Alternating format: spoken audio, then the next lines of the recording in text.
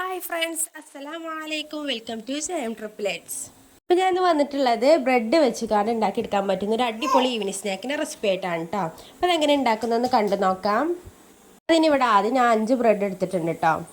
ആ ബ്രെഡ് ഇതുപോലെ ഒരു ബൗളിലേക്ക് ചെറുതായിട്ടൊന്ന് കട്ട് ചെയ്ത് കൊടുക്കാം. സാധാ ബ്രെഡായിട്ട് ഞാൻ എടുത്തിട്ടുള്ളത്, അത് അല്ലാതെ ഫ്രൂട്ട് ബ്രെഡ് അങ്ങനെ ഒന്നുമല്ല, സാധാ ബ്രെഡാണ് എടുത്തിട്ടുള്ളത്. ഇതുപോലെ ഒന്ന് കട്ട് ചെയ്തെടുത്തിട്ടുണ്ട് കേട്ടോ. ഇതിലേക്ക് ചേർത്ത് കൊടുക്കുന്നത് 5 ടേബിൾ സ്പൂൺ അരിപ്പൊടിയാണ്.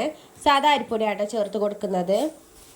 അതിനുശേഷം അതിലേക്ക് 2 ടേബിൾ സ്പൂണ് റവയും കൂടി ചേർത്ത് കൊടുക്കുന്നുണ്ട്. റവ നോർമൽ റവയാണ്, വറുത്ത റവ ഒന്നുമല്ല കേട്ടോ. ഇനി ഇതിലേക്ക് അടുത്തത് ചേർത്ത് കൊടുക്കുന്നത് തൈരാണ്. അധികം പുളി ഇല്ലാത്ത തൈരാണ് ചേർത്ത് കൊടുക്കുന്നത് കേട്ടോ. ഇതിലേക്ക് അടുത്ത് ചേർത്ത് കൊടുക്കുന്നത് 1/2 ടേബിൾ സ്പൂണോളം നല്ല ജീരകമാണ്. അത് ഓപ്ഷണലാണ്, വേണമെന്നുണ്ടെങ്കിൽ മാത്രം ചേർത്താൽ മതി. ഇടയ്ക്ക് ഒരു നല്ല ജീരകത്തിൻ്റെ ഫ്ലേവർ വേണമെന്നുണ്ടെങ്കിൽ മാത്രം ചേർക്കാം കേട്ടോ. ഇതിലേക്ക് ഞാൻ ചേർത്ത് കൊടുക്കുന്നത് ആവശ്യത്തിനുള്ള ഉപ്പാണ്. ഇതിലേക്ക് ചേർത്ത് കൊടുക്കുന്നത് വലിയ ഉള്ളിയാണ്, അതായത് സവാള ചെറുതായിട്ട് അരിഞ്ഞതായിട്ട് ചേർത്ത് കൊടുക്കുന്നത്. ഒരു ചെറിയ സവാളയാണ് എടുത്തിട്ടുള്ളത്. പിന്നെ ഇതിലേക്ക് ആവശ്യമുള്ളത് ഇതുപോലെ ചെറിയ ഒരു ഇഞ്ചി കഷ്ണം ഇതുപോലെ ചെറുതായിട്ടൊന്ന് അരിഞ്ഞതാണ് കേട്ടോ. അതുപോലെ കുറച്ച് മല്ലിയിലയും കൂടി ചേർത്ത് കൊടുക്കുന്നുണ്ട്. എന്നിട്ട് നല്ലോണം ഒന്ന് കൈകൊണ്ട് തന്നെ ഒന്ന് കുഴച്ചെടുക്കാം കേട്ടോ.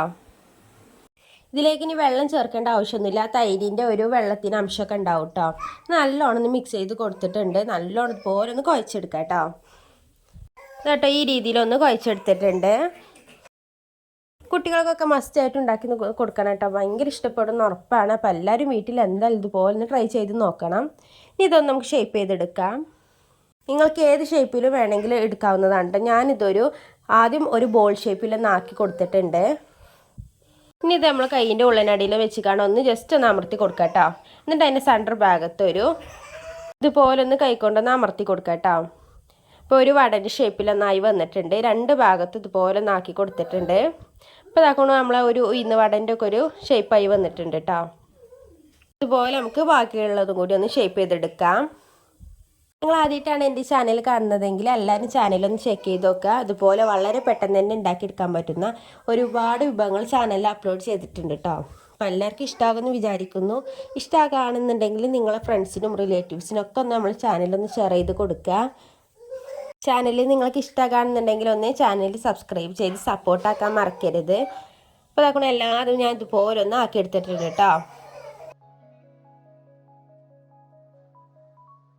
നമുക്കിതൊന്ന് പൊരിച്ചെടുക്കണം. അതിന് ഞാനിവിടെ ഒരു കടായി എടുത്തിട്ടുണ്ട്.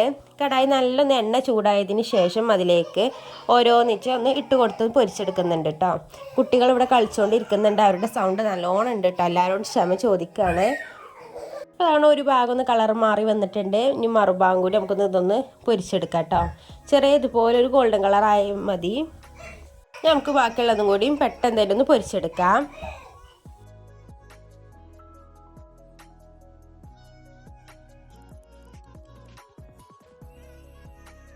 വളരെ പെട്ടെന്ന് തന്നെ ഉണ്ടാക്കിയെടുക്കാൻ പറ്റുന്നൊരു സ്നാക്ക് റെസിപ്പിയാണ് കേട്ടോ അത്. അപ്പോൾ എല്ലാവരും മസ്റ്റായിട്ടും വീട്ടിൽ ട്രൈ ചെയ്ത് നോക്കണം. എന്തായാലും ഇഷ്ടപ്പെടുന്ന ഉറപ്പാണ് കേട്ടോ. അപ്പോൾ ഇതാക്കുന്ന സ്നാക്ക് ഇവിടെ റെഡി ആയിട്ടുണ്ട്. ഈ ഒരു രീതിയിലായിരിക്കും ഇത് ഉണ്ടാക്കി വരുമ്പോൾ ഉണ്ടാവുക. അപ്പോൾ ഇതാക്കുന്ന ഉൾവശം നല്ല സോഫ്റ്റ് ആയിരിക്കും, പുറഭാഗം നല്ലൊരു ക്രിസ്പി ആയിട്ടായിരിക്കും കേട്ടോ അത് ഉണ്ടാവുക. അപ്പോൾ എല്ലാവർക്കും ഇന്നത്തെ വീഡിയോ ഇഷ്ടമാകുമെന്ന് വിചാരിക്കുന്നു. ഇഷ്ടമായെങ്കിൽ ലൈക്ക് ചെയ്ത് സപ്പോർട്ടാക്കാൻ മറക്കരുത്. നാളെ ഇൻഷാ അല്ലാഹ് മറ്റൊരു വീഡിയോ ആയിട്ട് വരണം കേട്ടോ. ബൈ, അസ്സലാമു അലൈക്കും.